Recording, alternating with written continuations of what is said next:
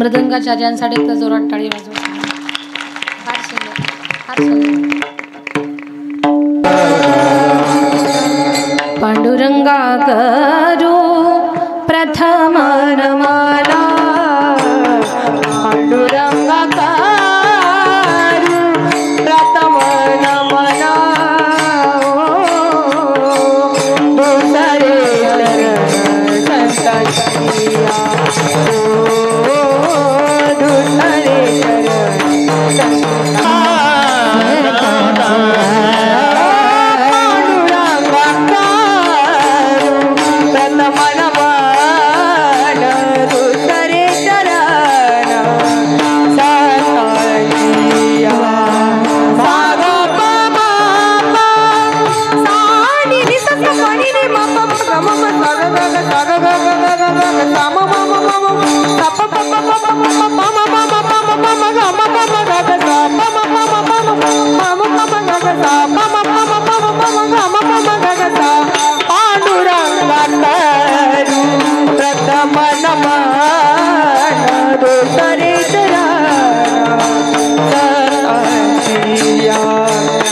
ज्ञानेश्वरा करुणा करा दयाळा, तुमचा अनुग्रह लाधलो पावन झालो चराचरी.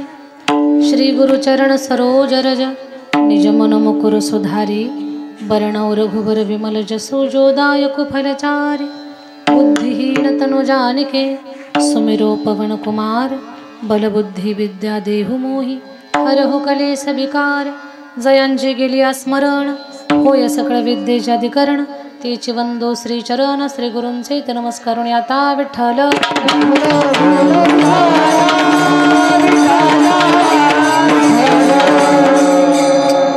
माझ्या विठोबाचा कैसा प्रेम भाव, आपणचे देव होय गुरु. पडिये देह भाव पुरवी वासना, अंती ते आपणा पाशी न्यावे. प्रस्तुत कीर्तन रूपे सेवेसाठी निवडलेला अभंग महान भगवत भक्त श्रीमंत संत वैराग्याची महामूर्ती. वैराग्याचं ज्वलंत प्रतीक असणारे, सदेह वैकुंठाला जाणारे, पाचव्या वेदाचे निर्माते विश्ववंद्य जगद्गुरु तुकोबराया. तुकोबरायांचा सर्वांच्या परिचयाचा 5 चरणाचा अभंग सेवेसाठी निवडलेला आहे. अभंगाकडे वळण्यापूर्वी अल्पसा परिहार द्यायचा असा. भगवान परमात्माच्या कृपा आशीर्वादानं आपल्या या आष्टी नगरीमध्ये, या पवित्र भूमीमध्ये, या शहरामध्ये खंडोबारायाच्या चंपाषष्ठीच्या निमित्तानं आपल्याकडे सुंदर खंडोबारायाचं मंदिर आहे आणि त्या प्रित्यर्थ भव्य स्वरूपामध्ये आपण कीर्तन महोत्सव घडवून आणलेला आहे. 3रं वर्ष आहे आणि 3रं वर्ष तुमचं असं आहे जणू काय रौप्य महोत्सव वर्ष आहे. एवढं सुंदर या कार्यक्रमाचं नियोजन आहे, गोड नियोजन आहे. सप्ताहातला 2रा दिवस आहे आणि ही सेवा माझ्याकडे सुपूर्द केली. हरिभक्तपरायण आपल्या सगळ्यांच्या वतीनं ज्यांनी मला संपर्क केला असे हरिभक्तपरायण, नम्र स्वभाव आहे, अगदी सद्गुणांचा कुंभ म्हटलं तरी काही हरकत नाही. खूप शांतता, संयम, आपल्या वाणीवरती नियंत्रण, अशा सगळ्या गोष्टी अगदी सद्गुणांनी भरलेल्या ज्यांच्याकडे पाहायला मिळतात असे समर्थांच्या कृपेला पात्र झालेले हरिभक्तपरायण आमचे आनंदे महाराज. त्या आनंदे महाराजांनी मला फोनवरती संपर्क केला, म्हणे दीदी आपल्याला अशी अशी इथे सेवा द्यायची आहे. मी म्हटलं काही हरकत नाही महाराज. आणि महाराजांनी तुमच्या सगळ्यांच्या वतीनं महाराजांनी माझ्याकडे संपर्क केला आणि ही सेवा माझ्याकडे मी स्वीकारली. आजच्या कीर्तनाचं यजमानपद ज्यांनी स्वीकारलेलं आहे श्रीमान मधुकर साधू मोरे सरपंच आहेत, यांच्यासाठी एकदा जोरात टाळी वाजवा. आजचे अन्नदाते आहे श्रीमान बालाजी बापूराव जगदाळे, श्रीमान डॉक्टर जगन्नाथ रामदास बरसाले. या दोन्ही अन्नदात्यांसाठी सुद्धा टाळी वाजवा. खरं तर कीर्तनाचं यजमानपद ज्यांनी स्वीकारलं त्यांचं मनापासून कौतुक आहे आणि भगवान परमात्माचे अनंत आशीर्वाद तुम्हाला प्राप्त व्हावेत ही आम्ही परमेश्वराच्या चरणी प्रार्थना करू. कारण भव्य स्वरूपामध्ये कीर्तन महोत्सव घडवून आणणं हे जेवढं सहज बोलावं तेवढं सहज नाही आहे. या पत्रिकेमध्ये जेवढे वक्ते आहेत ना ते महाराष्ट्रात सध्या नावाजलेले आहेत.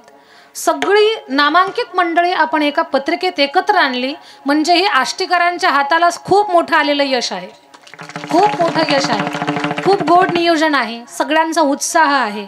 अगदी सगळे उत्साहानं या कार्यक्रमामध्ये सहभागी आहेत. दान लक्षात घ्या, चांगलं काही घडवून आणायचं म्हटलं की थोडीशी झळ सहन करावी लागते. मग ते दानाचे असेल, धान्यदानाचे असेल, धनदानाचे असेल, अन्नदानाचे असेल, सेवादानाचे असेल, तर हे सगळं करावं लागतं. आणि हे सगळं करण्यासाठी पवित्र मनाची माणसं एकत्र यावी लागतात. मन शुद्ध पवित्र भक्तीनं भरल्याशिवाय माणूस पवित्र कार्यात एकत्र येऊ शकत नाही. तुमच्या सगळ्यांच्या अंतःकरणामध्ये खंडेरायाचं वास्तव्य आहे आणि भगवान खंडेरायाच्याच प्रेरणेनं, त्यांच्या कृपा आशीर्वादानं तुम्ही योग्य ठिकाणी एकत्र आलेले आहात. माणसं नको तिथे एकत्र येतात तर नको त्याचं वाटोळं करून ठेवतात. ही माणसाची एक वृत्ती आहे किंवा तो स्वभाव बनलेला आहे. पण चांगल्या ठिकाणी एकत्र येऊन समाजाच्या भलं काहीतरी आपण केलं पाहिजे हे शिकावं कुणाकडनं, तर या पत्रिकेमध्ये एकत्र असणाऱ्या सगळ्या आयोजक, नियोजक, संयोजकाकडनं. त्यांच्याकडून शिकलं पाहिजे की एकत्र येऊन नेमकं काय आपण चांगलं केलं पाहिजे. लक्षात घ्या, मिठाचा खडा टाकायला वेळ लागत नसतो. त्यानं सगळ्या गोष्टी विस्कळीत होत असतात, पण गोष्टी जुळवून आणायला खूप काही लागत असतं. तर आपण सगळ्या गोष्टी जुळवून आणल्या. खूप चांगल्या पद्धतीने या कार्यक्रमाचं नियोजन केलं. या कार्यक्रमात असणाऱ्या प्रत्येक दात्याचं मनापासून कौतुक आहे.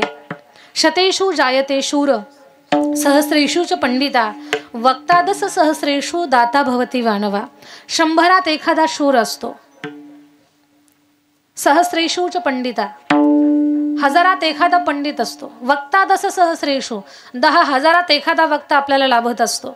पण दाता मिळेल का नाही ही गोष्ट फार दुर्लभ आहे. पण लक्षात घ्या, माणसं नको तिथे खूप पैसे खर्च करत असतात, पण चांगल्या कामात द्या म्हटलं न देत नाहीत. भाग्यवान आहे त्या पत्रिकेतला प्रत्येक दाता की त्या दात्याच्या धनाला योग्य दिशा, योग्य ठिकाण दान करण्यासाठी प्राप्त झालं. ही खूप मोठी गोष्ट आहे. कोणी म्हणाल, ताई महाराज मंडळीचं कीर्तन घेतलं, तुमचं कीर्तन घेतलं म्हणून तुम्ही त्यांचं कौतुक करणं साहजिक आहे. लक्षात घ्या, त्यांनी कीर्तनाचं सौजन्य स्वीकारलंय म्हणून आम्ही त्यांचं कौतुक करतो अशातला अजिबात भाग नाहीये. त्यांचं तर कौतुक केलंच पाहिजे, देण्यासाठी सुद्धा खूप मोठी दानत लागते. पण त्यांच्या या चांगलं जे केलेलं आहे त्यांनी दान, तर त्याचं वर्णन, त्याचं कौतुक म्हणजे अनेकांना प्रेरणा असते की तुमच्यातला एखादा दाता उभा राहावा आणि त्यानं सुद्धा पुढच्या वर्षी या कार्यक्रमात सहभागी व्हावं. ती तुम्हाला प्रेरणा. आणि ज्या दात्यानं दान दिलंय त्याला भगवंताचे आशीर्वाद प्राप्त झाले, तो संकेत या व्यासपीठावरनं त्यांच्यापर्यंत पोहोचवावा हा एक उद्देश असतो. तर प्रत्येकाचं कौतुक आहे. सरपंचांचं मनापासून कौतुक आहे की तुम्ही चांगल्या कामासाठी दातृत्वभाव अंतःकरणामध्ये ठेवून इथे सेवादान दिलं. आपलं मनापासून कौतुक. आणि हे दान जे तुम्ही केलेलं आहे, तर भगवान परमात्माला कोणाचं ऋण ठेवायची सवय नाही. देव कार्यात एका हातानं द्या, भगवान 1000 हातानं देतो आपल्याला. ही म्हण सगळ्यांना पाठ झालेली आहे. पण ही म्हण भलेही बऱ्याच लोकांना माहिती असेल, पण वास्तवात जगणारी बोटावर मोजणं एवढीच असतात. तर दात्याचं कौतुक आहे. तुम्ही जे दान दिलेलं आहे त्याच्या 100 पट अधिक तुम्हाला देण्याचं काम भगवान परमात्मा करणार आहे. किंवा भगवंतानं तसंही पाहता आपल्याला काहीही कमी केलेलं नाही. भगवंतानं खूप काही दिलंय आपल्याला, कारण त्याचं देणं अद्भुत आहे. पण भगवान परमात्मानं एवढं देऊनही जर आपण त्याच्या सेवा कार्यात दिलं नाही, तर तो सुद्धा मग कधी कधी परीक्षा पाहत असतो. एक म्हण आहे पहा, भगवान जब देता है तो छप्पर फाड़ के देता है. पण त्यानं देऊनही जर आपण देव कार्यात दिलं नाही, तर भगवान जब लेता है तो चमडी उधेड के लेता है. देताना सुद्धा छप्पर फाडून देतो आणि मग परीक्षा घेतो. देवाच्या लक्षात त्याला आलं की इथं देऊन काही उपयोग नाही झाला, सत्कर्मात याचं धन काही कामी नाही आलं, मग भगवान जब लेता है तो चमडी उधेड के लेता है. तर असो, सगळ्यांचं मनापासून कौतुक आहे. प्रत्येक दात्याचं आजचं सौजन्य नाही, कारण अनेक दाते जेव्हा एकत्र येत असतात ना, तेव्हा धर्माचं कार्य हे सुंदर, भव्य आणि काय म्हणतात ना की स्वाभिमान जागा होईल अशा पद्धतीने घडत असतं. म्हणून आनंद आहे आम्हाला या मंडपाचा, या व्यवस्थेचा, या बैठकीचा, या कीर्तन पत्रिकेचा आणि तुमच्या सगळ्यांचे जे नियोजन आहे या सगळ्या गोष्टीचा आनंद आहे. तर आनंदी मंडळी, मृदंगाची फार तयारीची सुंदर अशी साथ देणारे आनंदी बाबांचे विद्यार्थी हरिभक्त परायण तालमणी श्यामजी महाराज श्रावणे. श्यामजी महाराजांसाठी जोरात टाळी वाजवूयात आपण. फार सुंदर. तुमचं किती कौतुक करू. खरं तर आमची भगवान परमात्माकडे प्रार्थना असेल की तुम्ही एवढं महाराष्ट्रभर तर फिरावं, पण तुम्ही भारत देशभर आपल्या मृदंग वादनातून मोठं व्हावं, आपल्या संस्थेचं, आपल्या गुरुचं, आपल्या आईवडिलांचं, आपल्या पंचकृषीचं नाव मोठं करावं, एवढी आम्ही भगवान परमात्माच्या चरणी प्रार्थना करू. बाकी सर्व ज्येष्ठ श्रेष्ठ मंडळी सगळ्यांना सादर वंदन, सप्रेम जय हरी. इथे बरेच यूट्यूब चॅनल आहेत. खरं तर मी संकेत करणार होते कोणाला तरी की सगळ्यांची नावं मला एका याच्यात लिहून द्या, पण ते तेवढं नाही सापडलं मला एकेका यूट्यूब चॅनलचं नाव सांगा. ग्रामीण मराठी यूट्यूब चॅनल आहे. गोडवा हरिकीर्तनाचं आमचे जिजा आहेत, त्यांचं हे यूट्यूब चॅनल आहे. खूप आपलेपणा नेहमीच कार्यक्रमामध्ये सहभागी असतात. वारकरी गोडवा दोनच आहेत का? गोडवा कीर्तनाचा सगळ्यांचं मनापासून कौतुक, सगळ्यांसाठी टाळी वाजवतो. हे कीर्तन तुम्हाला 4-5 चॅनलवरती पाहायला मिळेल. सगळ्यांचं मनापासून कौतुक आहे.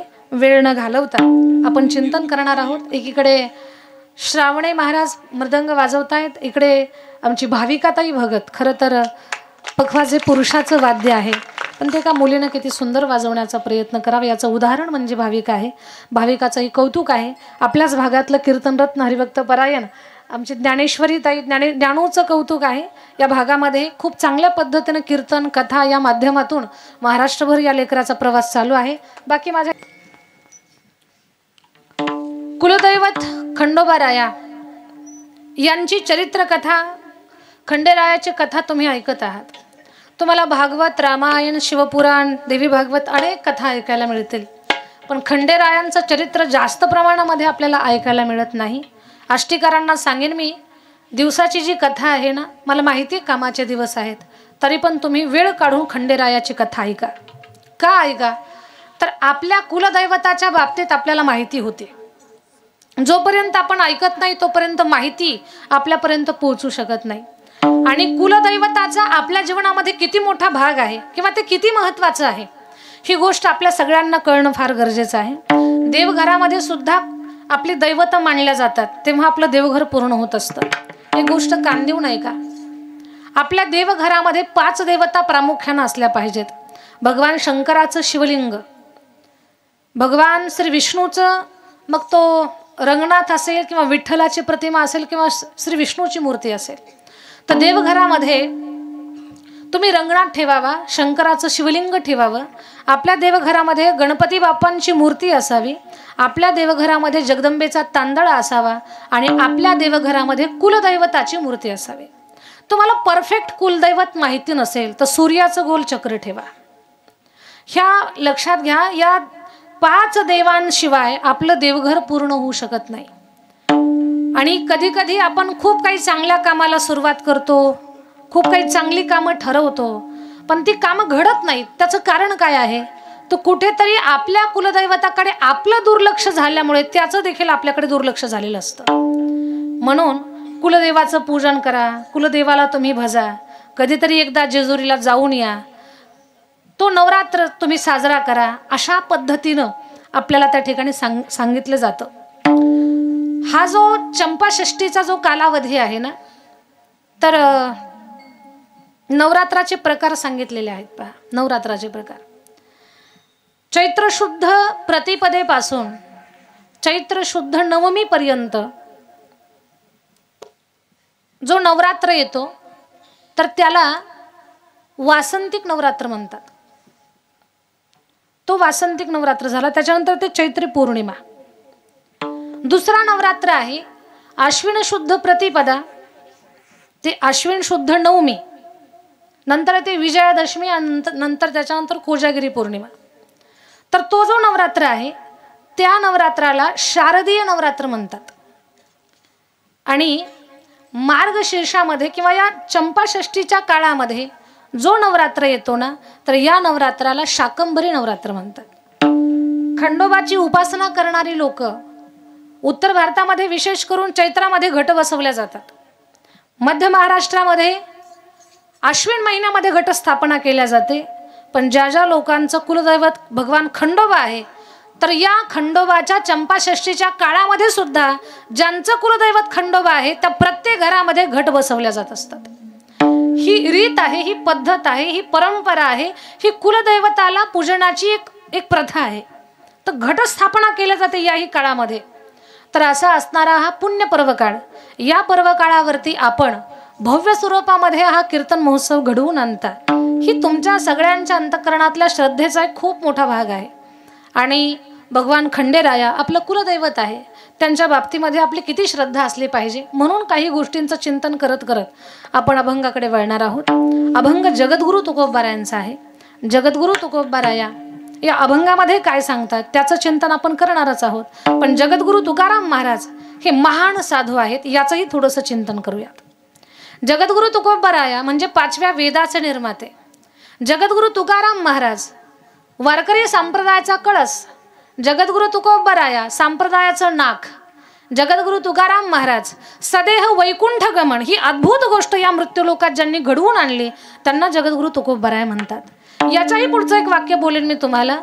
महाराजांच्या चरित्रातलं वैराग्य आपण जर पाहायला गेलो तर असं लक्षात येतं, खरंच वैराग्य शब्दाला सुद्धा ज्यांच्या चरित्रानं खरंच वैराग्य प्राप्त झालं असे जगद्गुरु तुकाराम महाराज आहेत. ही अद्भुत गोष्ट आहे. जगद्गुरु तुकोबारायांच्या बद्दल एक आणखी एक मोलाची गोष्ट सांगते. महाराजांचं नाव घ्यावं आणि यमाच्या अंगावर तुकाराम तुकाराम तुकाराम तुकाराम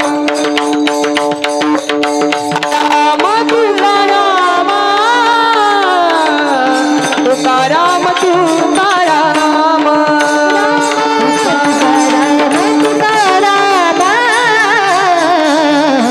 तुकाराम तुकाराम तुकाराम नाम घेता का प्रियम नाम घेता का प्रियम नाम घेता का प्रियम नाम घेता का प्रियम नाम घेता का प्रियम नाम घेता का प्रियम गोमा समर्था धन्य तुकोबा समर्थ समर्थ धन्य तुकोबा समर्थ जेने केला हा पुरुषार्थ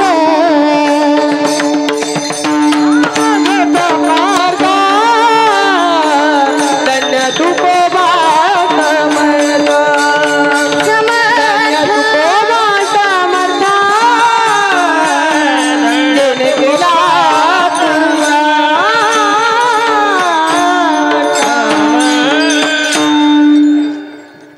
आपल्या सगळ्यांना तुकोबाराय ऐकायला खूप आवडतात पण जगायला कठीण आहेत. आपण फक्त ऐकतोय पण जगण्याचा प्रयत्न फार फार दुर्लभ आहे त्या गोष्टी. तुकाराम तुकाराम नाम घेता का पेयम. यमाच्या अंगाला कंप सुटावा हे महत्व तुकोबारायांच्या नावाला प्राप्त झालं. तुकोबारायांच्या नावात अशी पावर निर्माण झाली की तुकाराम हे नाव ऐकल्याबरोबर यम सुद्धा थरथर कापत होता. पण याच्या पाठीमागे थोडंसं चिंतन करण्यासारखी गोष्ट आहे. तुकोबारायांचं नाव ऐकल्यानंतर यमानं का घाबरावं किंवा यमानं घाबरावं एवढी ताकद तुकोबारायांच्या नावात निर्माण झाली. अशी कोणती साधना केली होती तुकोबारायांनी? तर तुकोबारायांनी भगवान परमात्माच्या नामाचा टाहो फोडला होता. एवढा भगवान परमात्माचं नामस्मरण केलं. आष्टीकर ऐका,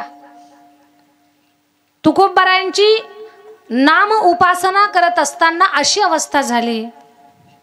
गोविंद गोविंद म्हणा लागलिया छंद लागलिया छंद म्हणा लागलिया छंद लागलिया छंद म्हणा लागलिया छंद गोविंद गोविंद म्हणा लागलिया छंद. रात्रंदिवस जगद्गुरु तुकोबाराया भगवान परमात्माचं चिंतन करत होते. सगळ्यांनी कान देऊन ऐका. भगवंताचं नामस्मरण करतात तुकोबाराया. अशी अवस्था झाली त्यांची की माझी मज झाली अनावर वाचा दया नाम लागे कदाची माझी मज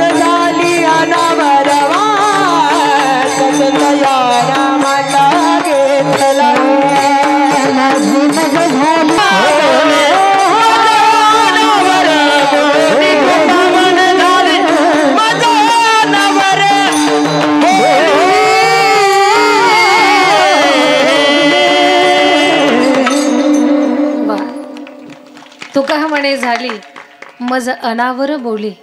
जगद्गुरु तुकोबारायांनी एवढं चिंतन केलं, एवढं नामस्मरण केलं की त्या नामस्मरणाचा परिणाम महाराजांच्या आजूबाजूला जी वृक्षवेली, झाडं झुडपं, पशु पक्षी होते ना, ते सुद्धा भजन करत होते. ते सुद्धा भजन करत होते. आम्ही कीर्तनात ओरडतो भजन करा, तरी माणसं करत नाहीत. पण महाराजांच्या सहवासानं, महाराजांच्या स्पर्शानं पशु पक्षी सुद्धा भजन करत होते. असे जगद्गुरु तुकोबाराया की ज्यांनी स्वतःला पांडुरंगाच्या भक्तीमध्ये स्वतःला वाहून घेतलं. कान देऊ नाही का बरं, सगळ्यांनी कान देऊ नाही का?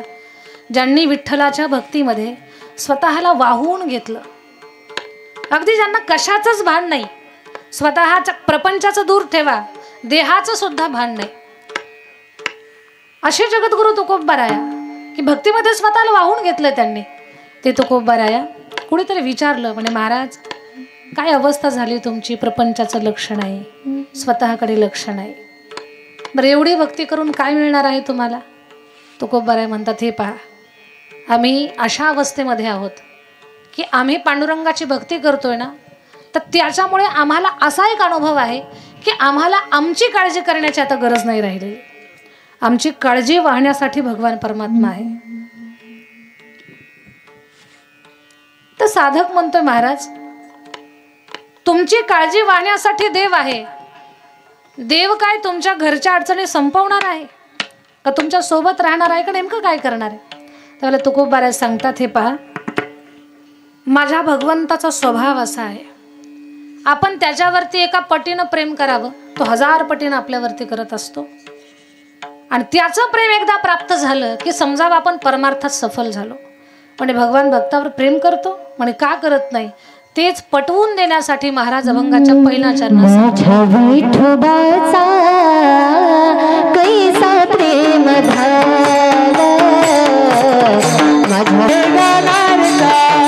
आपण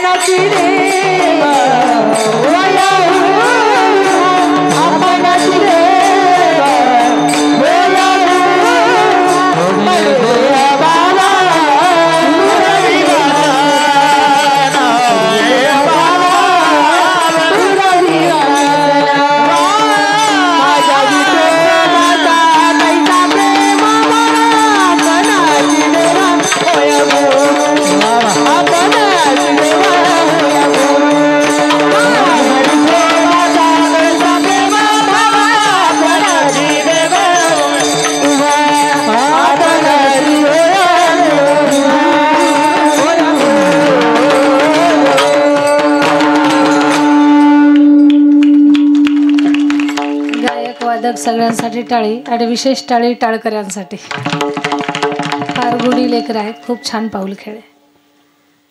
माझ्या विठोबाचा कैसा प्रेम भाव, आपणची देव होय गुरु. फार सुंदर आहे काष्टीकर. इथे जगद्गुरु तुकोबाराय सांगतात, ज्याची भक्ती करतो, ज्याच्यावर प्रेम करतो, तो सुद्धा आपल्यावरती प्रेम करतो. एक वाक्य सुंदर पद्धतीने ऐका, भक्तानं भगवंतावर प्रेम करणं ही झाली भक्ती. भक्तानं भगवंतावर प्रेम करणं ही झाली भक्ती, पण भगवंतानं भक्तावर प्रेम करणं ही भक्तीची पराकाष्ठा. भगवंतानं भक्तावर प्रेम करणं याचा अर्थ त्या भक्ताची भक्ती सफल झाली. जीवनामध्ये भक्ती अशी करावी, एवढी उच्च कोटीची करावी की आपण मंदिरामध्ये जातो नवल नाही, मंदिरातला देव आपल्या घरी यावा आणि आपलं घर मंदिर व्हावं. जीवनामध्ये भक्ती अशी करावी, आपण देवावर प्रेम करतो नवल नाही, त्यांना आपल्यावरती प्रेम करावं. ऐका आष्टीकर, अशी भक्ती करा जीवनामध्ये, अशी भक्ती करा की आपण देवाला काहीतरी मागतो नवल नाही, त्यानं आपल्याला काहीतरी मागितलं पाहिजे. अशी भक्ती करावी जीवनामध्ये, आपण देवाचं उचिष्ट प्रसाद म्हणून खातो नवल नाही, ती भक्ती झाली. पण भगवंतांना आपलं उष्ट खाणं ही भक्तीची पराकाष्ठा झाली. तुम्ही म्हणाल, देव कुठं भक्ताचं उष्ट खातो का? का खात नाही? कौन कहते हैं भगवान खाते नहीं, बेर शबरी के जैसे खिलाते नहीं, अच्युतम केशवम कृष्ण दामोदरम राम नारायणम जानकी वल्लभम. भगवान का खात नाही आपलं उष्ट? तेवढी सुंदर शबरी आईसारखी भक्ती आपण केली पाहिजे. भक्ती अशी करावी आपण आपल्या जीवनामध्ये, सगळ्यांनी कान देऊ नये का, अशी भक्ती करावी आपण आपल्या जीवनामध्ये. आपण देव आपल्यावर रुसल की काय या भीतीमध्ये आपण असतोय ना. कुलदैवत रुसल की काय, कुलदैवताला अशी भीती निर्माण झाली, हे आपल्यावर रुसतं की काय. अशी भक्ती केली पाहिजे आपण आपल्या जीवनामध्ये. आणि सांगू तुम्हाला अष्टीकर, तुमचा हा एवढा भव्य कीर्तन महोत्सव पाहून देवसुद्धा थोडासा कोड्यातच असेल, कोडे सोडणारा, की हे आपल्यावर रुसले तर परत अवघड होईल. पुढच्या वर्षाचं सप्ताहात ताकदीर होण्यासाठी यांची घरं अन्नधान्यानं सुख समृद्धीनं ऐश्वर्यानं भरून टाकलीच पाहिजे, हे कोडं त्याला पडलेलं आहे सध्या. का तुम्ही त्याला कोड्यात पाडण्यासाठी भक्ती तशी करताय? भक्ती अशी करावी आपण आपल्या जीवनामध्ये. आपण देवाचं नाव घेतो, अजिबात नवल नाही त्यानं आपलं नाव घेतलं पाहिजे. आपण त्याचं भजन करतो, नवल नाही त्यानं आपलं भजन केलं पाहिजे. प्रश्न पडेल तुम्हाला, देव कुठं भक्ताचं भजन करतो का? का करत नाही? वृंदावनामध्ये अशी एक महिला भक्त होऊन गेली, तिच्यामुळे कृष्णप्रेम जगाला कळालं. देवाशी लग्न न करता ती देवाची पटराणी झाली. 2 अक्षरी तिचं नाव आहे. बरसाना तिचं गाव आहे. तिच्या नावाला वेलांटी आणि ओकार नाही. तिच्या नावाला 2 काने आहेत. तिचं नाव मी तुम्हाला विचारणार आहे. भगवान श्रीकृष्ण परमात्माची ती उच्चतम कोटीची भक्त उपासक आहे. तिचं 2 अक्षरी नाव आहे. वेलांटी ओकार नाही, फक्त 2 काने आहेत. पहिल्या अक्षराला काना, दुसऱ्या अक्षराला काना. त्या 2 काण्यामध्ये कान्हा लपलेला आहे. तिचं नाव राधा आहे. राधा भगवंताचं भजन करते, नवल नाही, भगवानच तिचं भजन करतात. हे सगळं सांगण्या पाठीमागे माझा उद्देशच एवढा आहे की अशी भक्ती करा. आपण देवावर प्रेम करतो, नवल नाही त्यानं आपल्यावरती प्रेम केलं पाहिजे. मग त्याचं प्रेम हे अनोखं आहे, विशेष आहे, अद्भुत आहे, आपलं जीवन सफल करणारं आहे. तेच महाराज सांगतात, माझ्या विठोबाचा कैसा प्रेम भाव. भगवंताचं प्रेम अलौकिक आहे, दिव्य आहे. प्रेमाचे 2 प्रकार आहेत. एक व्यवहारिक प्रेम, एक परमार्थिक प्रेम. एक जीवाचं प्रेम, एक देवाचं प्रेम. 2 प्रकार आहेत प्रेमाचे. जीवाचं जे प्रेम आहे ना, ते वस्तूवर कधी व्यक्तीवर ते बदलतं, ते कमी जास्त होतं, ते कमी जास्त होतं, बदलतं ते. आणि व्यवहारिक प्रेम माणसाचं पतन करतं. परमार्थिक प्रेम बदलत नाही, ते उन्नत होतं, माणसाला उन्नतीच्या पथावरती घेऊन जातं.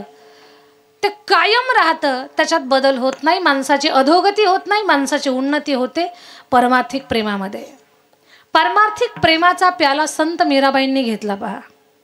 सगळ्या संतांनी ईश्वरीय प्रेमाचा प्याला पिले आणि परिणाम असा झाला, ईश्वरावर प्रेम केलं, भगवंतानेही त्यांच्यावरती भरभरून प्रेम केलं. त्या प्रेमाचा परिणाम झाला, ती माणसं जगात अजर अमर झाली. प्रेम पियाला जब से पिया है, प्रेम पियाला जब से पिया है, दिल का है हाल, दिल का है हाल. अंगारों पे नींद आ जाए, कांटों पे आराम, सांसों की माला में, माला में, माला में, माला में, सांसों की माला में, सिमरू में ठिकाना, सांसों की माला में, सिमरू में ठिकाना. अपने मन की में जान और पी के मन की राह, सांसों की माला में, सांसों की माला में, सांसों की माला में, सिमरू में ठिकाना, ठिकाना, ठिकाना. खरं तर टाळी श्याम महाराजांसाठी वाजवा. फार सुंदर, फार सुंदर. तर मीराबाईंनी प्रेमाचा प्याला घेतला, ईश्वरीय प्रेमाचा प्याला, त्यात अमर झाल्या, त्या अमर झाल्या. एकच सांगायचं मला तुम्हाला की जीवाचं प्रेम आणि देवाचं प्रेम या 2 प्रेमामध्ये फरक आहे. भगवान परमात्माचं प्रेम विशेष आहे, व्यावहारिक प्रेम हे माणसाला त्रास देणारं आहे, ते बदलणारं आहे. व्यावहारिक प्रेमावरती एक उदाहरण सांगते मी तुम्हाला, कान देऊन ऐका सगळ्यांनी.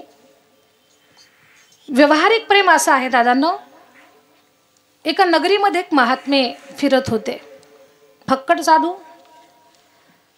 स्वच्छंद त्यांचा भजनामध्ये, अगदी स्वच्छंद भजन करतायत, स्वच्छंद विहार करतायत, आपलं गुणगुणत गुणगुणत त्या नगरीमध्ये फिरत होते.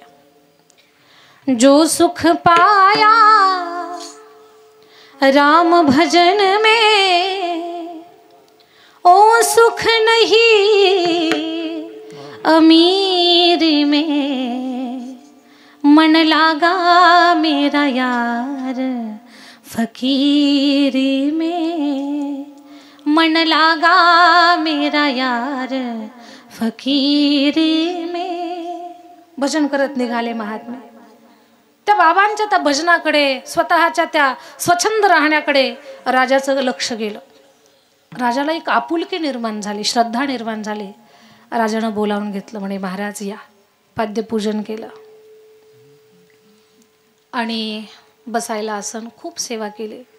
महाराजांनाही राजाचा शुद्ध भाव पाहून आनंद वाटला की अशा राजांची गरज आहे प्रजेला, जनतेला, लोकांना, समाजाला. मग महाराजांचं मन त्या राजावरती प्रसन्न झाल्या कारणानं, उच्च कोटीचे महात्मे होते ते, त्यांनी झोळीतून एक फळ काढलं. सांगितलं, राजा हे फळ तू खा.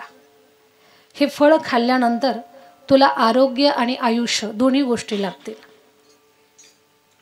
राजानं फळ घेतलं, महाराज निघून गेले. पण राजा तासभर विचार करत होता, हे फळ मी तर खाईल, मला आरोग्यसुद्धा चांगलं लाभेल आणि आयुष्यसुद्धा लाभेल. आज कलियुगामध्ये या दोनच गोष्टींची कमतरता आहे माणसाकडे. पैसा खूप आहे, मनासारख्या साधन सुविधा आहेत, पण आरोग्य आणि आयुष्य या दोन गोष्टींचा तुटवडा आता होत चाललेला. कुणालाही विचारा, तब्येत बरी आहे का? बरीच आहे. म्हणजे शब्दाला अशी लांबण लागलेली असते पहा, याचा अर्थ आपण समजून घ्यायचं बरी नाही. कुणालाही विचारा, बरे आहात का? शुगर, बीपी, असा एकही माणूस या मंडपात सापडणार नाही की त्याच्या पाठीमागे काही रोगाचं, बीपीचं, शुगरचं, थायरॉइडचं भिरूड नाही म्हणून. प्रत्येकाच्या पाठीमागे काही ना काही लागलेलंच आहे. म्हणजे आरोग्य आणि आयुष्य. तब्येत बरी नसल्यामुळे मग माणसाचं पहा, लक्षात घ्या, सत्य, त्रेता, द्वापार, कली या युगामध्ये हे 4 युग आहेत. सत्ययुगामध्ये 1,00,000 वर्ष जगत होती माणसं. त्रेतायुगामध्ये माणसं 10,000 वर्ष जगत होती. द्वापार युगात 1,000 वर्ष माणसाचं आयुष्य होतं. कलियुगात माणसाचं 100 वर्ष आयुष्य आहे. पण 100 कोणी जगतंय का? झोपले का काय?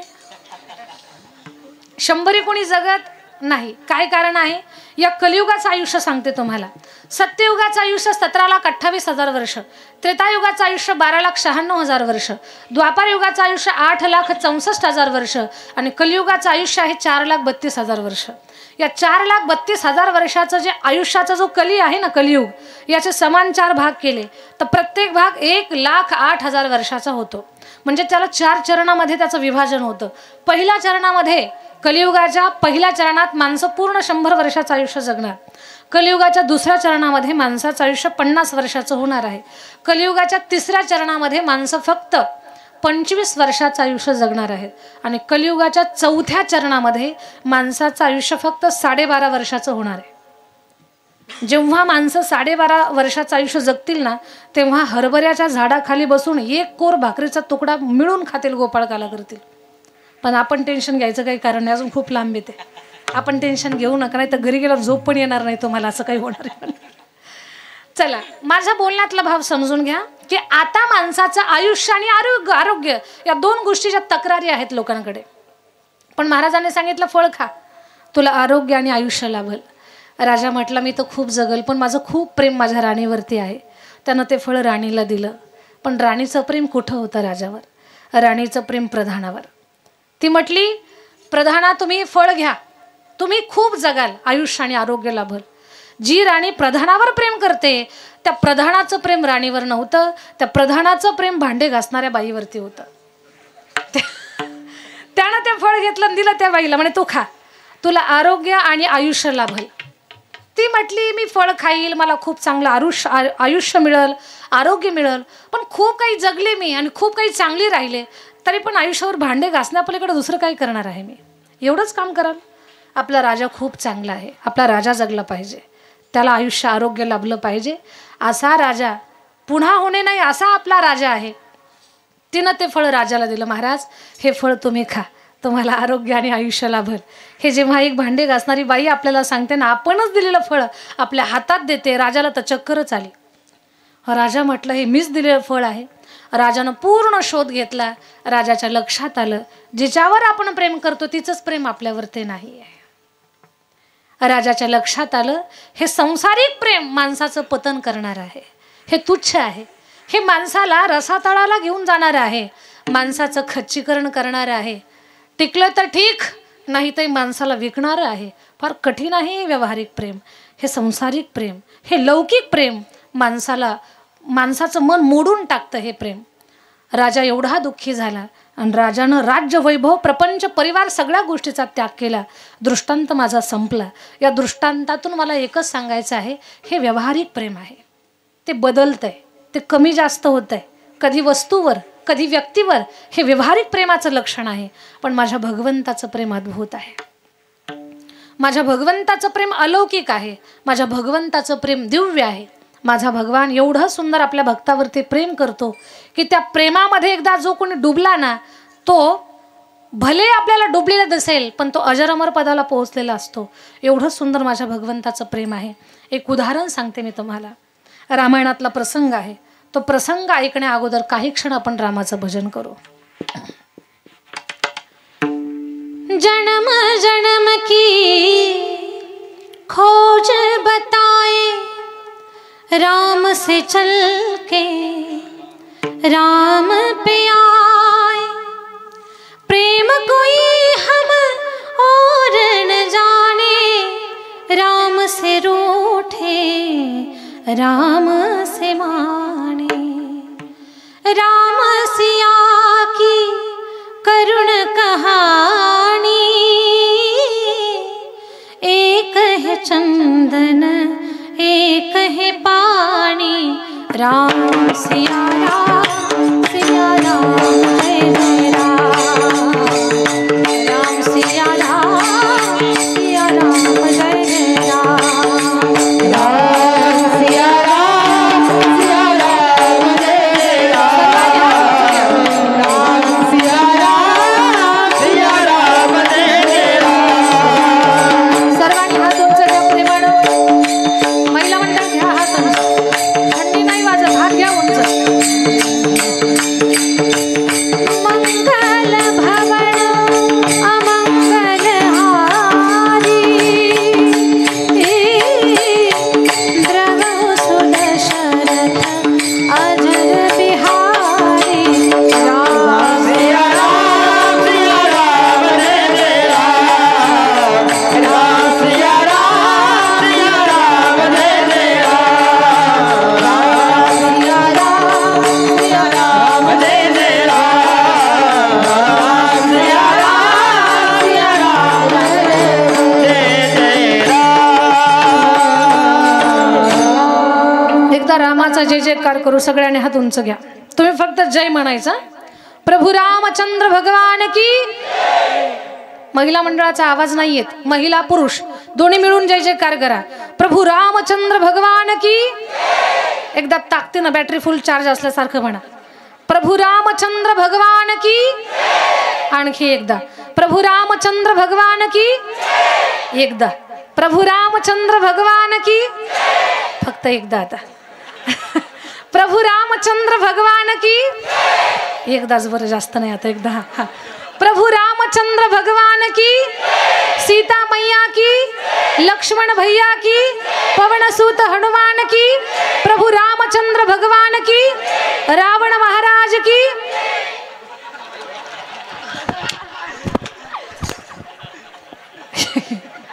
येळकोट येळकोट. गडबड झाली तुमच्याकडनं. इथं झाली ती झाली गडबड, पण दुसरीकडे होऊ देऊ नका. फसवलंय मी तुम्हाला. चला आता आता तुम्ही एकदम फ्रेश झालेला आहात. आता दृष्टांत ऐकू आपण. जन्म जन्म की खोज बताए, राम से चल के राम पे आए, प्रेम प्रेम कोई हम और न जाने, राम से रूठे राम से माने। राम सिया की करुण कहानी, एक है चंदन एक है पानी। राम सिया राम जय जय राम। राम सिया राम जय जय राम। ऐका, राम लक्ष्मण भरत शत्रुघ्न 4 भावंड लहान आहेत. बालपणात ते खेळ खेळतायत. राम म्हटले चला आपल्याला खेळ खेळायचा. सगळे राजभवनाच्या समोर आले आणि काय खेळ खेळायचा? दादा म्हणे चेंडूचा खेळ खेळायचा. 2 गटांची गरज. राम म्हटले 2 गट तयार करा. दृष्टांत फार सुंदर आहे, लक्ष देऊन ऐकला तरच कळलं. म्हणे 2 गट तयार करा. लक्ष्मणजी फार सावध आहेत, शेषाचा अवतार. लक्ष्मणजी म्हणतात दादा मला तुझ्या गटात घेतलं तरच मी खेळत नाही, आत्ताच बाजूला निघालो.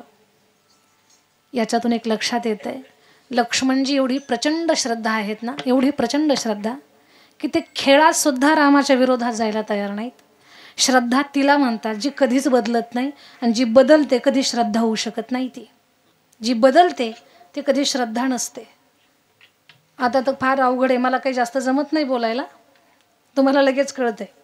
लोक रोज एकाचा भंडारा उधळतात, अवघड झालं तर. जी बदलते ते कधी श्रद्धा नसते, जी बदलत नाही ती खरी श्रद्धा आहे. ऐका आता, लक्ष्मणजी म्हणतात दादा मला तुझ्या खेळात घेतलं तरच मी खेळत नाही, तर आत्ता बाजूला चाललो. भगवान म्हणतात लक्ष्मण नको रागात येऊ, चल माझ्या गटात थांब. खाली 2घच राहिले. गट तयार करा म्हणायची गरजच नाही, पण राम प्रत्येकाच्या मनाचा विचार करतायत. राम म्हणतात भरता तुला जर गट मान्य असेल तरच खेळ खेळू, नाही तर खेळ मोडू. भरतजी म्हणतात दादा तुझा खेळ पूर्ण होत असेल तर तुझा खेळ पूर्ण करण्यासाठी मी विरोधी गटात सुद्धा उभा राहायला तयार आहे, फक्त तुझा खेळ पूर्ण झाला पाहिजे. याला समर्पण म्हणतात.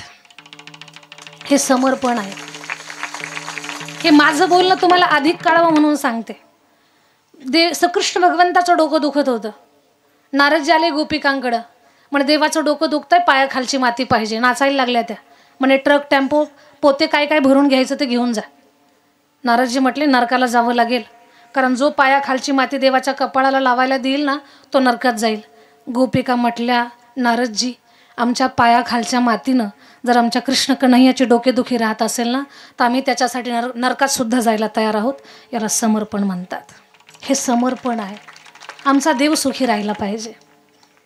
तशी भरतजीची अवस्था, देवा तुझा खेळ पूर्ण झाला पाहिजे, मला कुठाही उभा करतो पण तुझा खेळ पूर्ण होऊ दे. चाहे जैसे मुझे रख लो कुछ ना कहूँगा मैं, तेरा ही था तेरा ही हो तेरा रहूँगा मैं. चाहे जैसे मुझे रख लो कुछ ना कहूँगा मैं. ऐका महिला मंडळ, भरतजी म्हणतात देवा कुठेही उभं कर. कोणीतरी बोललं भरतजीला भरतजी देवाच्या विरोधी गटात उभे आहात, पराभवाशिवाय दुसरं काही मिळणार नाही, काय भेटणार आहे तुम्हाला? भरतजीचं वाक्य ऐका, आपल्या मनाचं समाधान होईल. भरतजी म्हणतात सांगू तुम्हाला, आम्ही विरोधी गटात उभे आहोत, आम्हाला काय मिळणार सांगू तुम्हाला? गटात राहणाराला जे भेटणार नाही ना ते आम्हाला विरोधी गटवाल्याला मिळणार आहे. म्हणजे काय भेटणार आहे? म्हणजे देवाच्या गटात राहणारे प्रत्येक डावाला आमचं तोंड पाहतील, पण आम्ही विरोधी गटवाले प्रत्येक डावाला त्या परब्रह्माचं तोंड पाहू. त्याच्यापेक्षा मोठा अलभ्य लाभ कोणता आहे सांगा? आणि देवाचं तोंड पाहण्याचा फायदा अष्टीकर कोटी ब्रह्महत्या मुख पाहता जाती, हा लाभ आहे त्याचं तोंड पाहण्याचा. आम्हाला त्याचं तोंड पाहायला मिळेल. खेळ चालू झाला. भरतजी जोरात चेंडू मारतायत. बरं ऐका, जोरात चेंडू मारताय. चेंडू देवाच्या जवळ जातोय, 2 हात दूर थांबतो आणि चेंडू 2 हात अलीकडेच थांबतो. भगवान चालत येतात, चेंडू उचलतात आणि फेकतात. चेंडू आला रे आला, भरतजीनं जोरात लात मारायची. चेंडू देवाच्या जवळ जातो, 2 हात दूर थांबतो. राम चालत येतात, हातात चेंडू उचलतात आणि फेकतात. कोणीतरी बोललं भरतजीला, भरतजी जिंकायचंय तुम्हाला, एवढ्या जोरात चेंडू मारतात, जिंकायचंय? भरतजी बोलले मला जिंकायचंय म्हणून मी याला जोरात लाथ मारत नाही. मग म्हणे मी याला सांगतोय जोरात लाथ मारतो, याला देवाच्या जवळ ढकलतोय, पण हे एवढं फुटक्या नशिबाचं आहे, देवाच्या जवळ जातो 2 हात दूर थांबतंय. जवळ जातं देवाच्या आणि 2 हात दूर थांबतं. मग देवाच्या जवळ पाठवूनही जे देवापासून 2 हात दूर राहतात ते लाथाचेच मालक असतात, म्हणून मी याला लाथ मारतोय. हे कळतंय ना तुम्हाला? तर मी त्याला लाथ मारतो. कोणतरी बोललं भगवान तुम्ही पण लाथ मारा, तुम्ही का बरं हातानं उचलता, तुम्ही पण लाथ मारा.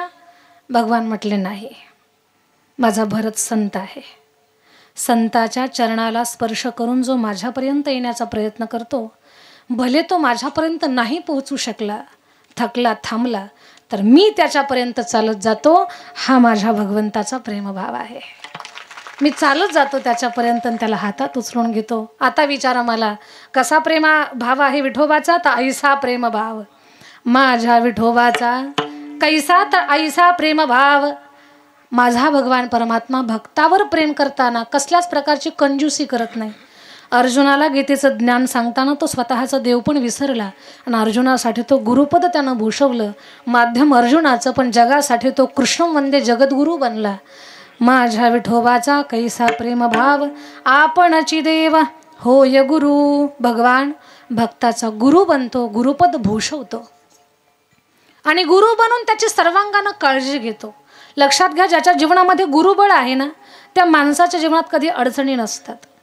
आणि गुरुबळ कमी झालं की विहीर खोदा, पाणी गायब, बोर मारा, पाणीच लागणार नाही, दुकान टाका, एकही गिराईक येणार नाही, रिक्षा चालवायला घ्या, कुणीच बसणार नाही त्याच्यामध्ये, उगीच अफवा उठवतात हे पलटी करतं म्हणून. हे गुरुबळ कमी झाल्याचा हा परिणाम असतो. गुरुबळ जर असेल तर काही कमी नाही. मग देव गुरु झाला आणि अर्जुनाचं सर्व बाजूनं रक्षण केलं, त्याला कृतार्थ केलं, जगामध्ये त्याला श्रेष्ठ धनुर्धर बनवलं. म्हणून माझ्या विठोबाचा ऐसा प्रेमभाव, कैसा प्रेमभाव, आपणाची देव होय गुरु. भगवान काय करतो बरं? भक्ताचं अंतकरण वाचतो ना, अभंगाचं 2रं चरण. बडिये देह भावा भाव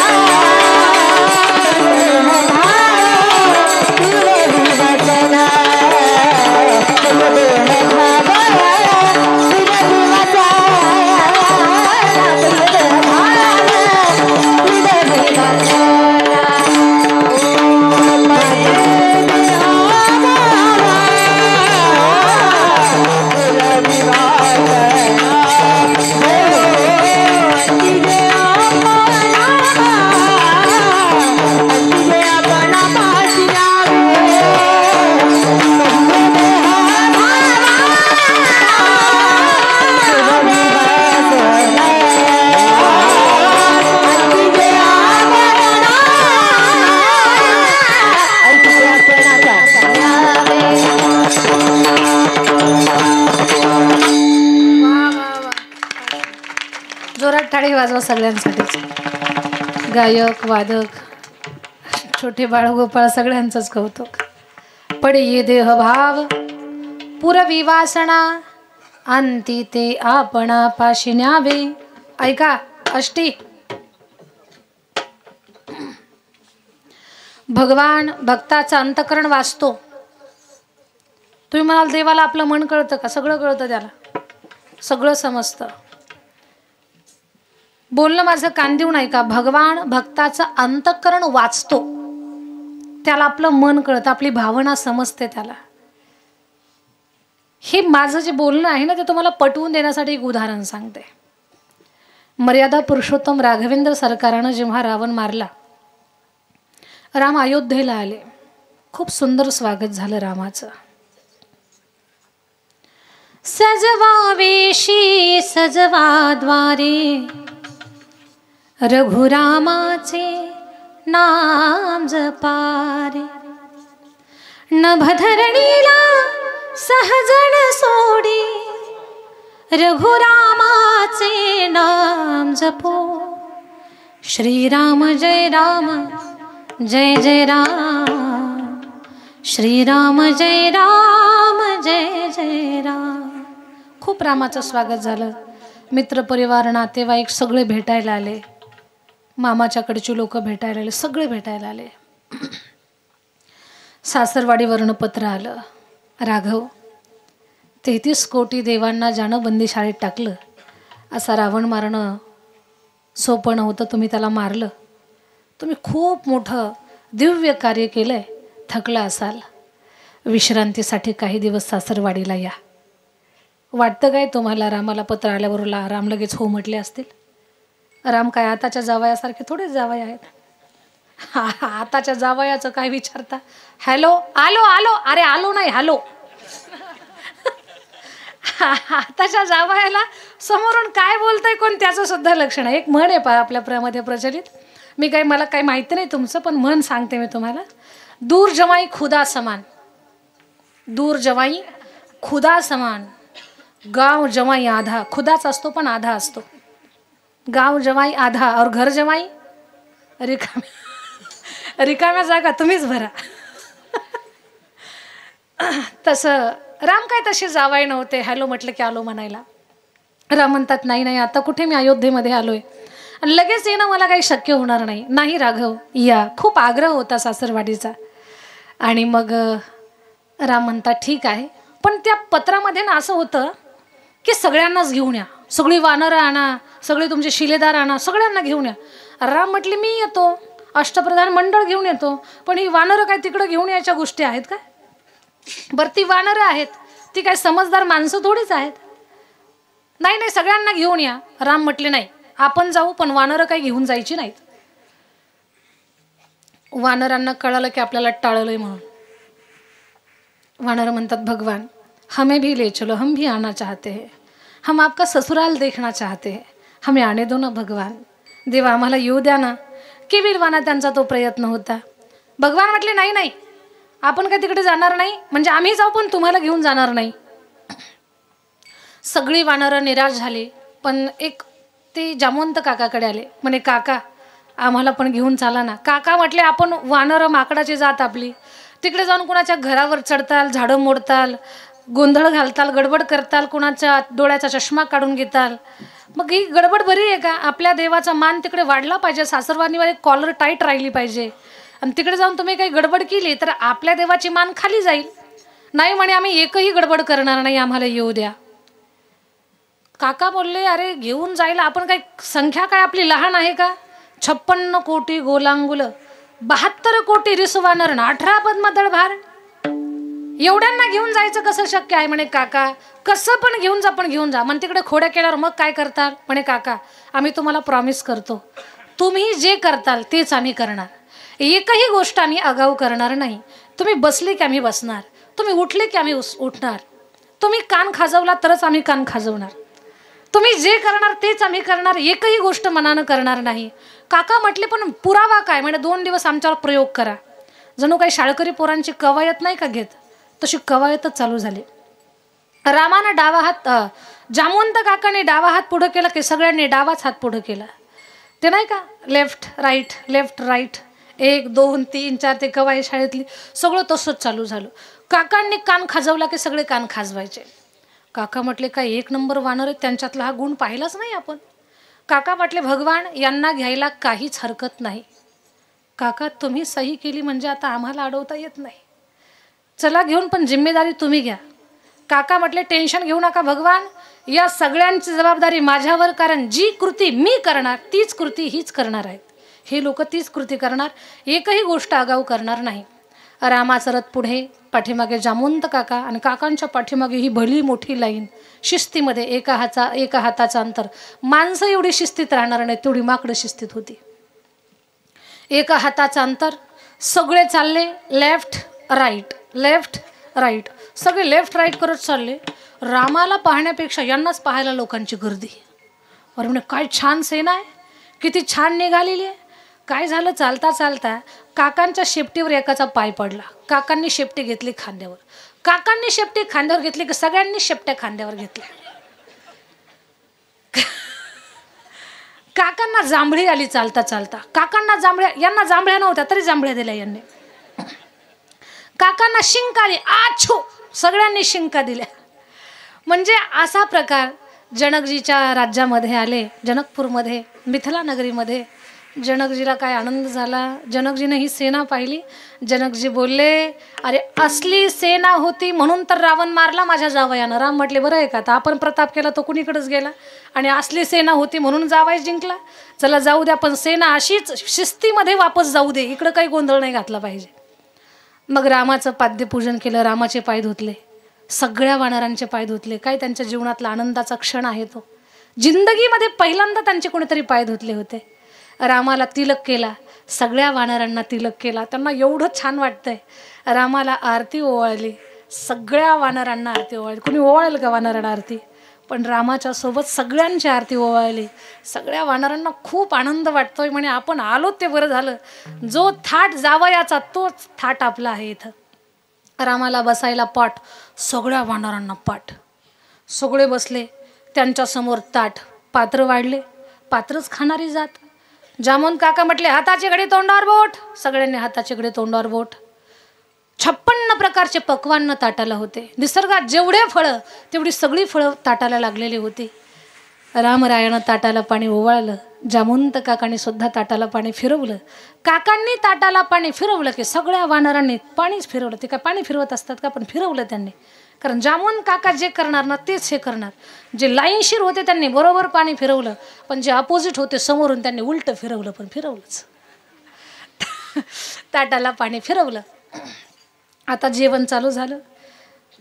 आता सगळे काकांकडे पाहूनच जेवणार आहेत, कारण काका ज्या ज्या वस्तू खातील त्याच वस्तू हे खाणार आहेत, तेच पदार्थ खाणार आहेत. आता काकांच्या डोक्यातच नाही की हे आपल्याकडे पाहून जेवणार आहेत म्हणून. सगळ्यांचा पुंडलिक झाला आणि काकांनी आंबाच उचलला. वानराची जात, फळांची आवड निसर्गतः, आंबा उचलला. सगळ्यांच्या लक्षात आलं सुरुवात आंब्यापासूनच करायची. सगळ्यांनी आंबाच उचलला. आता काकांचं लक्षच नाही इकडे की ही लाईनशीर आपल्याकडे पाहून खाणार आहेत. काकाने आंबा उचलला. एवढं तोंडाला पाणी सुटलं होतं काकांच्या. काका म्हटले अशी कोय दाबतून अशी सट तोंडामध्ये ती कोय टाकतोय. पण योगायोगानं काकांच्या ताटाला थोडा कमी पिकलेला आंबा लागला होता. काकांनी आंबा दाबला पण कोय काही बाहेर निघाली नाही. काका म्हटले हिची एवढी हिंमत, राम रावणाच्या युद्धात माझ्यासारखा योद्धा नव्हता आणि ही मी आंब्याला दाबतो तरी कोय बाहेर निघत नाही. काकाने आंबा जोरात दाबला. जसा आंबा जोरात दाबला कोय निसटली आणि उंच गेली. सगळ्यांच्या लक्षात आलं आंबा अशाच पद्धतीनं खायचा. सगळ्यांनी काय डोक्यात घेतलं, आंबा असाच खायचा आहे आपल्याला सुद्धा. सगळ्यांनी पण आंबाच दाबला आणि सगळ्याच्या कोया उंच निघाल्या. आता काकाचं लक्ष नाही इकडे पण कोया उंच गेलेल्या आहेत म्हणून. काकांची कोय उंच गेली. काका म्हणतात हिची एवढी हिंमत, माझ्यापासून दूर जाते, पकडतो तुला. मारली छलांग. सगळ्यांच्या लक्षात आलं अशी छलांग मारून कोय खायची. जशी काकांनी छलांग मारली सगळ्या वानरांनी छलांग मारल्या. हे ह्याची कोय पकडतंय, ते त्याची कोय पकडतंय. हे ह्याच्या ताटात, ते त्याच्या ताटात. धडाम धुडूम एकमेकाला धक्का. एक जण जामवंत काकाच्या ताटात धडाम. काकाच्या ताटात पडल्यावर काकाच्या लक्षात आलं काहीतरी गडबड चालू झाली. काका म्हटले बाप रे बाप, काय गोंधळ चाललाय, सगळे कोयाच पकडताय. काका म्हणतात थांबा, पण ऐकतंय कोण आता. सगळे कोळ्या पकडायच्या नादामध्ये आहेत. काकांचं कोणी ऐकना. राम म्हटले, काका काय चाललाय हा गोंधळ, तुम्हाला मी काय सांगत होतो. सासरवाडीमध्ये कॉलर टाईट ठेवायचे होते आपल्याला, ससुराल में नाक कटवाने के लिए नहीं आते. हे काय झाला प्रकार हा असला. काका लज्जित झाले. काकांनी मान खाली घातली, रामानं मान खाली घातली. पण रामरायाचे सासरे फार समजदार आहेत. रामराया लाजलेले पाहिले आणि जनकजीनं रामाला बोलावलं, राघव इकडे या. राघवेंद्र सरकार आले. ऐका बरं, फार सुंदर आहे पुढे. काका जनकजीनं रामरायाला हृदयाला लावलं आणि डोक्यावरून हात फिरवतात. राघव मनाला लागून घेऊ नका, मी समजून घेतो. मनाला लागून घेऊ नका, मी समजून घेतो. डोक्यावरून असा हात फिरवला आणि हे दृश्य जामवंत काकांनी पाहिलं. काका म्हणतात, जनका काय भाग्यवान आहात तुम्ही, परब्रह्म हृदयाला लावून त्याला गोंजारताय. जामवंत काका मनात काय म्हणतायत, परब्रह्म हृदयाला लावून जनका गोंजारताय, काय भाग्यवान आहात तुम्ही. कोट्यावधी जन्माचं तुमचं पुण्य उदयाला आलं, परब्रह्म तुम्ही हृदयाला लावलं. देवा असं भाग्य मला मिळेल का. ही भावना मनात निर्माण झाली. कोणाच्या, जामवंत काकांच्या. आणि भगवंतानं ती वाचली. पड ये देह भाव, वाचली देवानं ती भावना.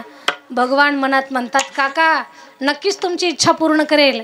या जन्मात नाही, पुढच्या अवतारात करेल. या अवतारात नाही, पुढच्या अवतारात. रामाचं अवतार कार्य संपलं. द्वापारयुग चालू झालं. द्वापारयुगामध्ये राम झाले कृष्ण. आणि कृष्ण रूपामध्ये जेव्हा भागवतात तुम्ही ऐकलं असेल, समंतक मनाच्या शोधात जेव्हा जामवंत काकाच्या गुफेमध्ये जातात, त्यावेळेला 28 दिवस जामवंत काकासोबत युद्ध होतं. जामवंत काका ओळखतात, हा तर आपला देव आहे. देवा काय करतात, अगोदर नाही का सांगायचं, मी कशाला युद्ध केलं असतं तुमच्यासोबत. असू द्या काका, तुमची इच्छा होती ती पूर्ण केली. पण काका म्हणतात, देवा इकडे का आलात. भगवान म्हणतात, एक मणी तुमच्यापर्यंत आलाय, तो मला पाहिजे. काका बोलले, माझ्या मुलीला दिलेला आहे. तो मणी जर पाहिजे असेल तर मुलीसोबत लग्न करावं लागेल. भगवान म्हटले, लोक नाव ठेवतील मला. मनुष्य जातीतली एखादी स्त्री नसेल, नाही भेटली का देवाला, अस्वलासोबत लग्न केलं म्हणतील मला. जामवंत काका म्हटले, आता मला ते काही सांगू नका, तुम्हाला तिच्यासोबत लग्न करावं लागेल, तेव्हाच तिच्या सगळ्या वस्तू तुम्हाला मिळतील. कारण मणी तर मुलीला दिलेला आहे आणि मुलीला दिलेली वस्तू वापस घेता येत नाही. भगवंताला ना इलाजास्तव जामवंतीसोबत लग्न करावं लागलं. लग्न झालं, दोघेजण जाणार, पण सासऱ्याला नमस्कार करून जावा म्हणून भगवान परमात्मा, कृष्ण परमात्मा जामवंत काकाच्या चरणावर नमस्कार करणार. तेवढ्यात काकांनी उचललं आणि हृदयाला लावलं. काय, परब्रह्म हृदयाला लावलं आणि तसाच हात फिरवला जसा जनकजीनं रामाच्या डोक्यावरून हात फिरवला होता. आता काका, भगवान मनात म्हणतात, काका इच्छा पूर्ण झाली का. काका म्हणतात, हो भगवान. पड ये देह भाव, पुरवी वासना. जामवंत काकांची इच्छा पूर्ण केली. दृष्टांत संपला इथे, पण पुढे जाऊन थोडीशी एक सुंदर गोष्ट सांगते तुम्हाला. त्या जामवंतीला घेऊन जेव्हा भगवान गेले ना, जातानाच देवानं सांगितलं, जामवंती गेल्यानंतर महलात प्रवेश केला ना, उजव्या बाजूला एक रस्ता आहे आणि डाव्या बाजूला एक रस्ता आहे. मी उजवीकडे जाईल, तू डावीकडे जायचं. तिथे खोली आहे, त्या खोलीमध्ये जायचं. दरवाजा आतून पक्का लावून घ्यायचा. जोपर्यंत मी आवाज देत नाही तोपर्यंत दरवाजा उघडायचा नाही, भले कुणी येऊ दे कुणी ओरडू दे. जामवंती म्हटली, काही हरकत नाही. भगवान गेले. महलात प्रवेश केल्यावर देव गेले उजवीकडे, जामवंती गेली डावीकडे आणि ती आतमध्ये जाऊन बसली. रुक्मिणी आई साहेब आल्या. कुणीतरी गेले देवाच्या सोबत आलंय, पण इकडे गेलंय. रुक्मिणी आई साहेबांना आवाज दिला, कोण आहे, दार उघडा. दारच उघडलं नाही. आणि मग रुक्मिणी मासाहेब कृष्ण भगवंताकडे गेल्या. त्या म्हणतात, आलात का देवा. हो आलो ना. बरे आहात का तुम्ही. हो बरं आहे ना. मला वाटतं कोणीतरी आलंय तुमच्यासोबत. हो रुक्मिणी. तसंच समज काय, आलंयच कोणीतरी. हो रुक्मिणी आलंय माझ्यासोबत. कोण आहे, स्त्री आहे का पुरुष आहे. तुला काय वाटतं रुक्मिणी. मला तर वाटतं स्त्रीच असेल कोणीतरी. भगवान म्हणतात, तसं समज काय, तसं समज. स्त्री तिच्याशी जवळचं नातं आहे का लांबचं आहे. भगवान म्हणतात, तुला काय वाटतं रुक्मिणी. मला वाटतं जवळचंच नातं असेल. भगवान म्हणतात, तसं समज, जवळचंच नातं असेल. खरं खरं सांगा, कोणी दूरच्या नात्यातली का माझी एखादी सवत आणली. भगवान म्हणतात, तुला काय वाटतंय. मला तर वाटतं सवतच असेल. तसंच समज. भगवान मग सरळ का सांगत नाही तुम्ही. आणि तिला मी आवाज देते तर ती बाहेर काय येत नाही. किती दरवाजा वाजवला मी, ती बाहेरच येत नाही. एवढी काय विश्वसुंदरी लागून गेली. भगवान म्हटले, खरं सांगतोय तुला, तिच्या एवढं सुंदर त्रैलोक्यात कोणी नाही. एवढी सुंदर आहे ती. किती सुंदर आहे, अप्रतिम सुंदर आहे. किती सुंदर आहे देवा, ती या विश्वात तिच्या एवढं सुंदर कोणी नाही. रुक्मिणी मासाहेब म्हणतात माझ्या एवढी सुंदर आहे रुक्मिणी, ती विश्वसुंदरी आहे, एवढी सुंदर आहे. देवा माझ्यापेक्षा सुंदर, हो तुझ्यापेक्षा सुंदर. रुक्मिणी आईसाहेब म्हटलं मी शाप देते, तिचं सौंदर्य कमी कमी कमी व्हावं आणि ते माझ्या एवढी सुंदर व्हावी. दिला शाप. भगवान म्हटले ओके काम झालं आता. भगवान म्हटले चल आता रुक्मिणी माझ्यासोबत, तिला दाखवतं ती किती सुंदर आहे. आणि देवानं दरवाजा वाजवला. जामवंती दरवाजा उघड, मी आलोय. जामवंतीनं दरवाजा उघडला. तिचं अस्वलाचं रूप संपलं आणि रुक्मिणी माता एवढी ती सुंदर झालेली होते. रुक्मिणी आई साहेबा एवढी सुंदर दिसायला लागली. चला हा दृष्टांत मला काही गरज नव्हती सांगायची, पण मला आवरलं नाही म्हणून सांगितला. दृष्टांत कुठपर्यंत आपला की जामवंत काकांची भावना जाणली. पडी ये देह भाव पुरवी वासना. माझ्या ताई दादांनो, भगवान जर एखाद्या अस्वलाची भावना जाणून घेत असेल तर आपण चालती बोलती माणसं आहोत. आपला भाव देवाला का कळणार नाही. भक्ती करणाऱ्या माणसानं कधी विश्वास डळमळू द्यायचा नाही की देव आपला ऐकल का नाही, देवाला आपली भावना कळेल का नाही. सगळं कळतं त्याला. त्याला आपली भावना कळण्यासाठी अस्वला एवढं शुद्ध मन आपलं असावं लागतं, तेव्हा त्याला आपला भाव कळत असतो. पडी ये देह भाव पुरवी वासना आणि अंती ते आपणा पाशिण्यावे. भगवान भक्ताचं रक्षण करतो. मागे पुढे उभा राहे सांभाळीत आलिया आघात निवारया. देव भेटणं दुर्लभ आहे, भेटला तरी तो त्याला टिकवणं दुर्लभ आहे. योग आला पण क्षेम म्हणजे देव स्वतःजवळ थांबवून ठेवणं ही गोष्ट दुर्लभ आहे. योग क्षेम त्यांचा जाणे जड भारी, पण भगवान भक्ताच्या बाबतीत एवढा कोवळा आहे. वाट दावी करी धरून या. आमच्या बोलण्यावर जर तुम्हाला विश्वास नसेल ना तर एक करा. तुका म्हणे नाही विश्वास ज्या मणी, तो पहावे पुराणी विचारोणे. माणसासोबत गप्पा मारू नका, पुराणासोबत चर्चा करायला बसा. पुराणांशी गप्पा मारा. ते पुराण ते शास्त्र तुम्हाला सांगतील की भगवान भक्ताच्या बाबतीत किती कोवळा आहे. या सुखा कारण देव वेडावला हो, वैकुंठ सोडोणी संत सदनी राहिला. भगवान सगळं विसरतो स्वतःचं आणि भक्तासाठी तो अगदी सर्व भाव. जसा भक्तानं भगवंताला भाव अर्पण करावा तसा तो भक्तासाठी स्वतःचा देव पण विसरून सगळ्या काही गोष्टीसाठी तो तत्पर होतो. असा या अभंगाचा सुंदर भाव मांडण्याचा प्रयत्न केला. भगवान आपला भावा याच्यासाठी एक काम करा. विठोबा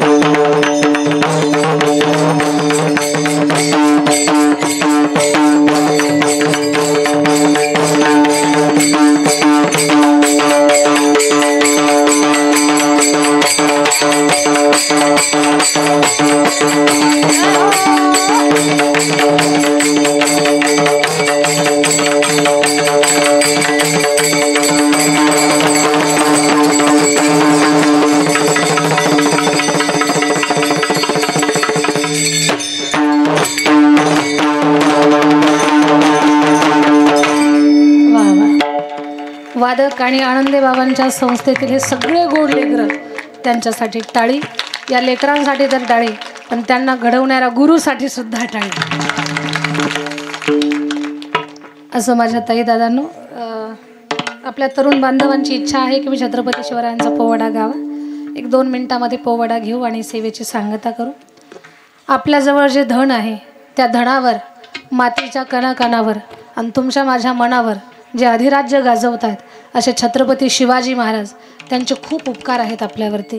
आपल्या गळ्यात माळ, गळ्यात टाळ, भाळावर बुक्का, कपाळावर कुंकू, दारामध्ये तुळस, मंदिरावर कळस, महिलांच्या नाकात नथ आणि पुरुषांच्या ओठावर मिशी कुणामुळे जिवंत असेल तर केवळ महाराष्ट्राचे राजे छत्रपती शिवाजी महाराजांच्यामुळे आहे. छत्रपती शिवाजी महाराज आपला मान, बाण, स्वाभिमान आहेत.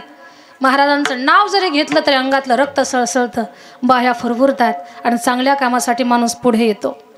तर अशा छत्रपती शिवरायांचं जे चरित्रपट आहे त्या पटातील एक सुंदर भाग आहे अफजल खानाच्या वधाचा पोवाडा. तो सुंदर पोवाडा गाण्याचा प्रयत्न करू आणि सेवेची सांगता करू. छत्रपती शिवाजी महाराज म्हणजे एका वाघिणीचा छावा आहेत.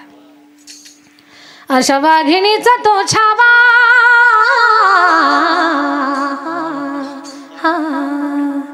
अशा वाघिणीचा तो छावा, गणी मालक साथे जावा, डोक्यात गणी मिहितावा, भेटीचा घडला सातावा. अफजल खानाच्या वधाचा पोवाडा कान जोडायचा. अफजल खान गीता जपता राक्षस धिप्पाड राहायचा, त्याच्यासमोर महाराज फार बुटके लहान दिसतात. महाराजांच्या लक्षात आलं हा शक्तीनं मरणाऱ्यापैकी नाहीये, याला युक्तीनं मारावं लागेल. शक्ती आणि युक्ती हा संगम ज्यांच्या चरित्रात पाहायला मिळतो तर ते छत्रपती शिवाजी महाराज आहे. कुणाकडे शक्ती असेल युक्ती नाही, कुणाला युक्ती आहे शक्ती नाही, कुणाकडे शक्ती युक्ती आहे तर भक्ती नाही, पण भक्ती शक्ती युक्तीचा त्रिवेणी संगम. या त्रिवेणी संगमात आलेला महापूर म्हणजे माझे छत्रपती शिवाजी महाराजांचा चरित्र. काय केला त्यांनी? एक युक्तीचा प्रकार. प्रतापगडच्या पायथ्याशी खाना,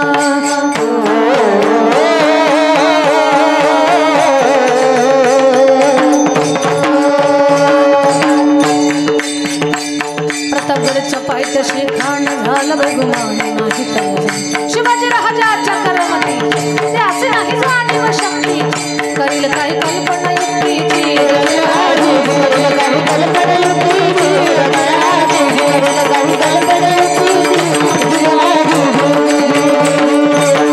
खानाच्या भेटीसाठी शानदार शामियाना उभा केला आणि अशा त्या शामियानात भेटीसाठी छान उभारीला नक्षीदार शामियानाला. त्या शामियानामध्ये खान डौलत आला, सय्यद पंडा त्याच्या संगतीला, शिवबाच्या संगती महाला. बरं का, जीवा महाल नावाचा मावळा आजही जग आणि इतिहास म्हणतो. होता जीवा म्हणून वाचला शिवा. शिवबाच्या संगती महाला, शिवबाच्या संगती महाला. राजाला पाहून खान म्हणतो कसा,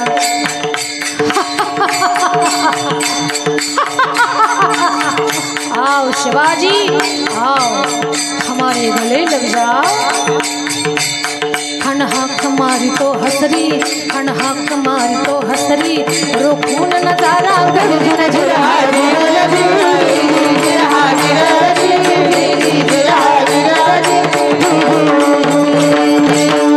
आपला राजा पण काही कच्च्या गुरुचा चेला नव्हता. राजा थोर बात त्याची न्यारी, राजा थोर बात त्याची न्यारी, चालची त्याची सावज भारी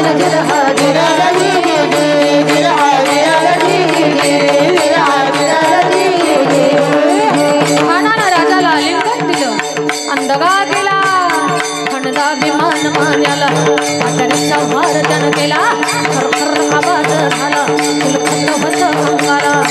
खानाचा बार फुका गेला, कान एडवडला. तितक्यात महाराजांनी पोटामंदी बिचवा फेकलेला, मागण्याचा मारा केला, टरा खडलं बोटाला, मेला मेला खानाचा कोथळा बाहेर आला.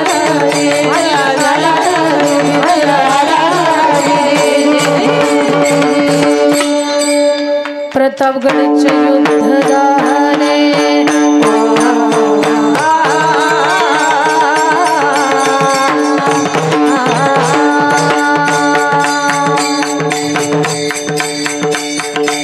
गंगेचे युद्ध जाहले रक्त सांडले पाप संगे पावन हकेल कृष्णचा लावी ही गुलामीची हो बाट मराठशाहीचा मांडला थाट जिरहजी मराठशाहीचा मांडला थाट मराठशाहीचा मांडला थाट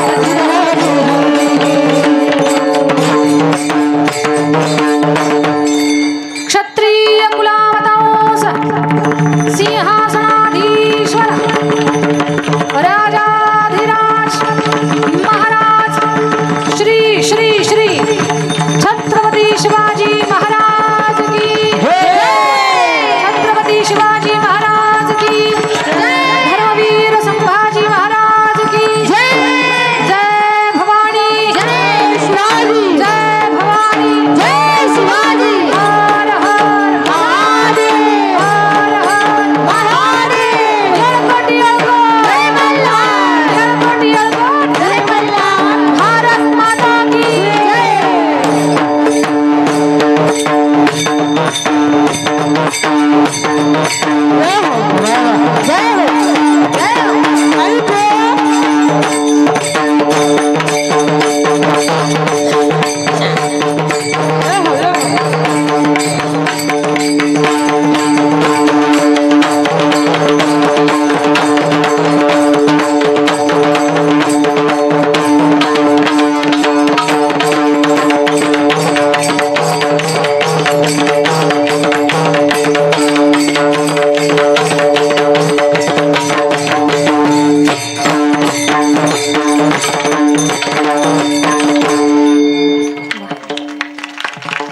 खरं तर भाविकानं सुंदर पोवाडा वाजवला आणि श्याम महाराज तुम्ही तिला संधी दिली.